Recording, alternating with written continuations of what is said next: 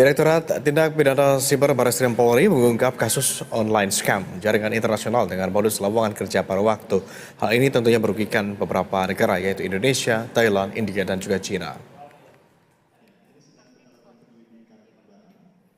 Dalam konferensi pers di Barreskrim Polri, Direktur Tindak Pidana Siber Barreskrim Polri Brigjen Himawan Bayu Aji mengatakan pengungkapan kali ini pihaknya berhasil mengamankan 3 orang tersangka yang terdiri dari 1 orang warga negara asing dan 2 orang warga negara Indonesia.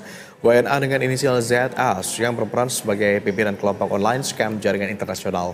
Tersangka M yang merupakan WNI berperan sebagai pelaku tindak pidana perdagangan orang yang menyalurkan dan mengatur pemberangkatan WNI untuk bekerja di Dubai secara ilegal atas perintah tersangka ZS. Sementara tersangka ketiga yaitu inisial H yang merupakan WNI berperan sebagai operator penipu atau scammer yang beroperasi di Dubai.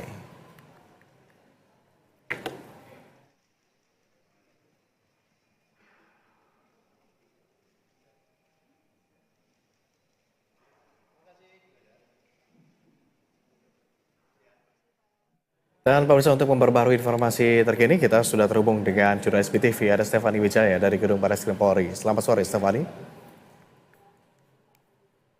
Stefani, polisi berhasil mengungkap kasus penipuan jaringan internasional melalui scam. Apa sebetulnya modus dan sudah berapa lama jaringan ini beroperasi?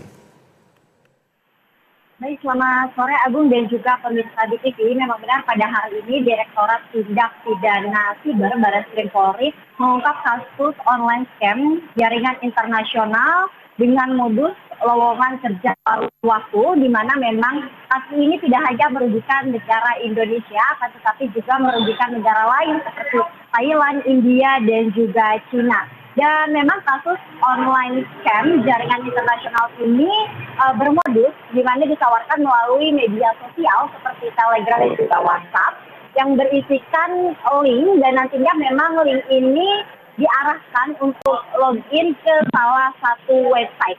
Dan kemudian memang kasus ini terungkap pada sejak 31 Mei 2023, di mana informasinya didapatkan dari Konjen RI di Timur Tengah terkait adanya pemulangan warga negara Indonesia yang dipekerjakan sebagai pelaku penipuan jaringan internasional di Dubai. Kemudian setelah dilakukan pendalaman oleh pihak polisi ini, memang pelaku ini ditawari pekerjaan sebagai pekerja kantor yang memang berhubungan dengan komputer di luar negeri dengan gaji 3.500 dirham atau setara dengan 15 juta per bulan. Dan tidak hanya itu juga, para WNI ini juga terjaring oleh pelaku tindak pidana perdagangan atau TPPO, diberangkatkan ke luar negeri, kemudian dibawa ke sebuah tempat untuk bekerja, begitu. Agung. Ada informasi berapa jumlah korban dan apakah ada potensi tersangka lainnya terus bertambah dalam kasus ini?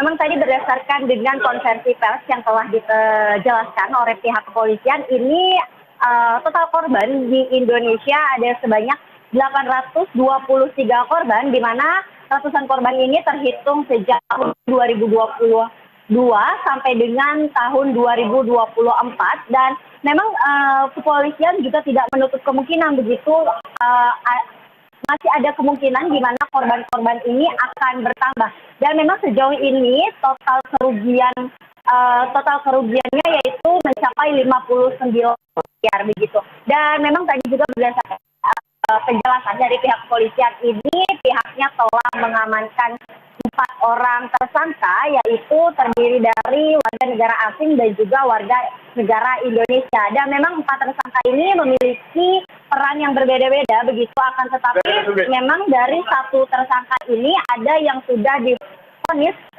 3,5 tahun oleh Pengadilan Negeri Jakarta Pusat begitu.